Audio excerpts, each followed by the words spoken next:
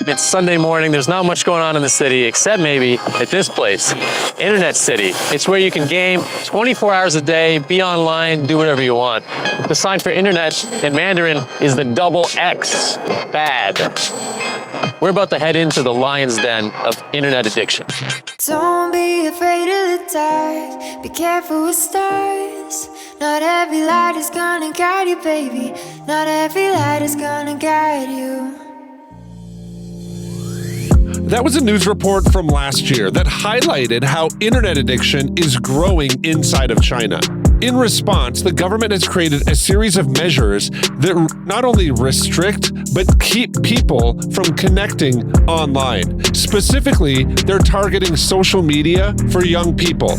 What's happening in China with young people is not isolated to their country. There's a reality of what consistent and constant internet connectivity is doing to us. And it can be a dark place. But today on the Celebrate Kids in our Facing the Dark segment, we're turning to Dr. Kathy to shed some light on this topic and help us understand the value of boredom in our life and how some technological advances keep us from maturing and growing in ways that are beneficial to us, our neighbors, and also to our faith. Here's Dr. Kathy. So, Dr. Kathy, there's some new things that are coming out of China, notably that they're increasing some cyber addiction measures inside of their country. So China announced that they're going to step up management, specifically of short videos, as part of their effort to prevent children from becoming addicted to digital media. This is according to the National Radio and Television Administration. So in 2021, China did something similar where they introduced new rules that limit the amount of time anyone under 18 can spend on video games. They limited it to 3 hours a week. It was a move that they said was necessary to combat gaming addiction. And while no measures were really announced in this policy update, policies introduced by regulators last year included banning minors from tipping live streamers and ordering domestic streaming and social media platforms to conduct regular minor-focused cyber protection assessments. When Communist China does stuff like this, I think it should oftentimes maybe raise alarm bells for us. So I'd love to hear you speak to this topic a little bit. What are some of the dangers of cyber addiction, and why should parents kind of step in? Well, first, can I respond to your statement about we should have alarm bells going off? Yes, ding, ding, ding, ding. I don't want our government to get the idea it's okay for them to mandate these kinds of things on us. I mean, it just, obviously, there's so much we could say that is so wrong, in our opinion, with how the government there leads their people. So it makes me sad. I think they're right to be concerned about what tech addiction does, cyber addiction does. I think some of their limits are, frankly, pretty wise. I just wish that it wasn't coming from the government on high, but instead that parents and caregivers would be trusted. And that's, of course, what I want here for America. What are the dangers of cyber addiction, and how should parents step in? They learn to think a certain way. They become self-centered. It's a character issue, Wayne. It's a character issue. Cyber addiction is a character issue. When I look at arguing and the lack of self-control, and I look at authority debates, and I look at self-centeredness and entitlement and a lack of respect for other people's opinions, a lot of that has been birthed by the social media and the tech addiction. Gaming suggests to kids that they can win and that they're in charge, and they can X out of games they might lose. I could go on and on. So there's danger because it warps our heart. We are exposed to a lot of contradictory ideas. Now, we can be exposed to a lot of truth, and we can find people to follow, and we can find sites and even games that support our worldview. But there's also so much filth and so much that is from the liar there that young people without a firm foundation of what is true and right and righteous can easily get confused, and that really concerns me. And one more thing I'll say that might surprise people. If we allow for young people to be addicted and to be always on their devices, they don't learn how to be bored. And I'm going to go on record to say that boredom is a fact of life, and learning how to handle boredom well and not escape it by opening another window on a device. And it's key. It's when we're bored, we imagine. When we're bored, we dream. When we're bored, we create. When we're bored, we invent. When we're bored, we find someone to talk with. If kids in the younger generations are always allowed on their devices, they won't learn how to handle what is actually effective life relationally, at school, at work, and at church. They'll keep running from boredom, and it's going to not do them well. So, Dr. Kathy, I want to camp out on that topic just for 1 minute, because I think even as adults, we don't understand how to be bored anymore, right? Like when I go into the doctor's office, or if I go into almost any place inside of society, if I'm standing in line to get a burrito, it is my goal in life to not be bored in that moment. I don't look at my neighbor. I don't do anything that maybe would elicit that maybe I'm kind of bored and waiting. I'm always trying to occupy my time, trying to be effective, trying to be, trying to be wise and a good steward of my time is kind of what I put in my air quotes when I'm in those moments. So you talk about how boredom is maybe helpful or good for us. So I'd love to hear you talk about that on two fronts. One, why is boredom good for us? And then two, is there a need now for us to build places for boredom in our life? And should we do that? Boredom is good for us because we could rest. Like I am about productivity, and I don't know if China, put into place what they did because they wanted their people to be super productive. Productivity is ultimately a good thing. We're created on purpose, with purpose, to use our gifts to God's glory. So let's not twiddle our thumbs and be bored for a whole day. That's not what we're talking about. But boredom, even if it's in line, in a drive-through line or a standing up line, or you're at the dentist office, probably not a good example, you're in somebody's office and boredom sets in, it's okay. It's okay to rest and to have nothing to do. But how many of us pick up our phone, even at a red light, to make sure we haven't missed anything critically important? So it's okay. Shoot, what was your other question? How do you build it into your life and the life of the kids that you work with? Is there a place for that, for us to start doing that now? Do we need to build that in? Or is boredom just rest, like you talked about?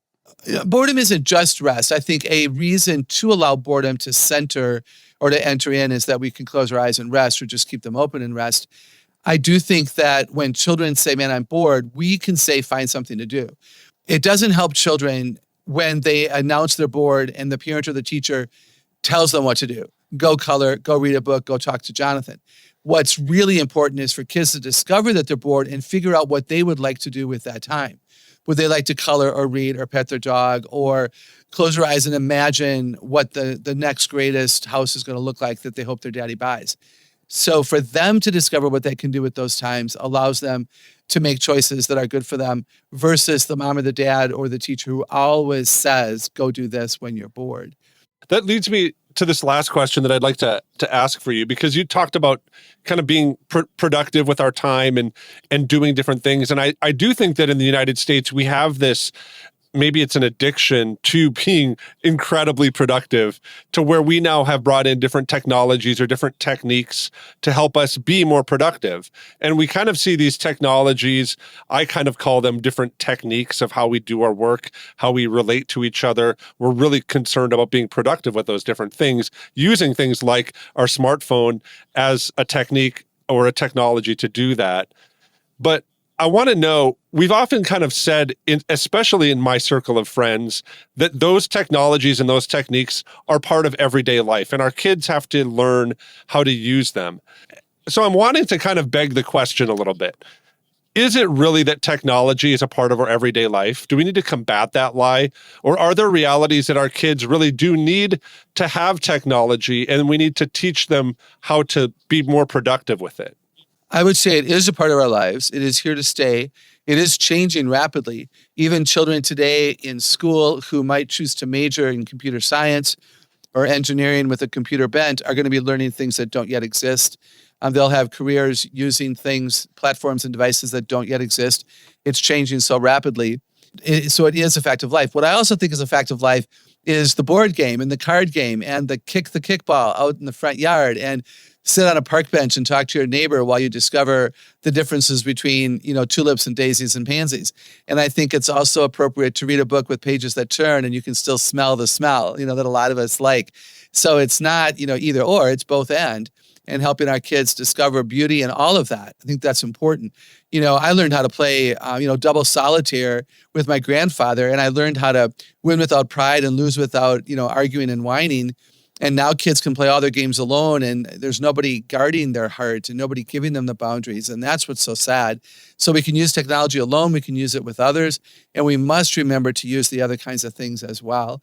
Another thing that I think we can do is teach others how to use it well. It is embarrassing when younger people know more than we do, but I'm not opposed to saying that. They're intuitive with tech. And so when I have a tech issue, guess the guy I pay, he's way younger than me. I'm not a fool.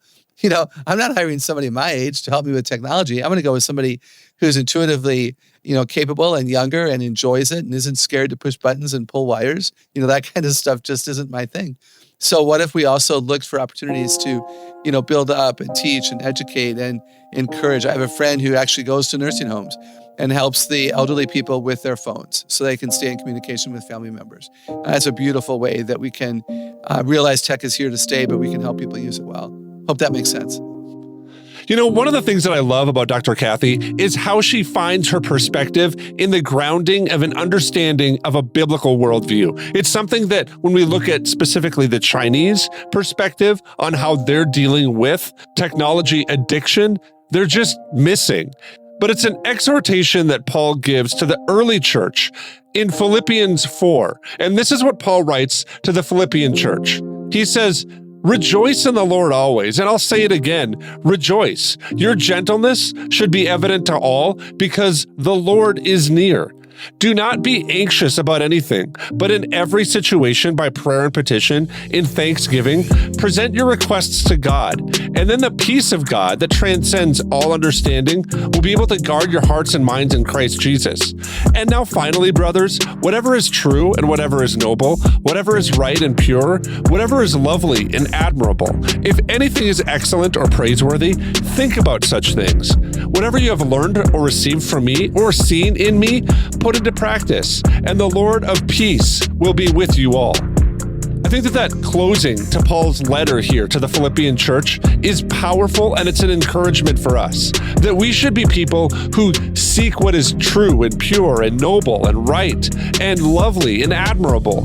And if we find things excellent or praiseworthy, we should think about those things. And not only think about them, but Paul says, put them into practice. And so we hope that through this podcast, you've been encouraged to do what Paul is encouraging the early church to do, to put those things into practice and to test what is before us. If it is true, noble, right, pure, lovely, admirable, excellent, praiseworthy, our minds should go to those things. And I believe that that's a light that shines bright in the darkest times. So on behalf of Dr. Kathy Cook and the rest of us at the Celebrate Kids team, I want to say thanks for listening, and we'll see you here again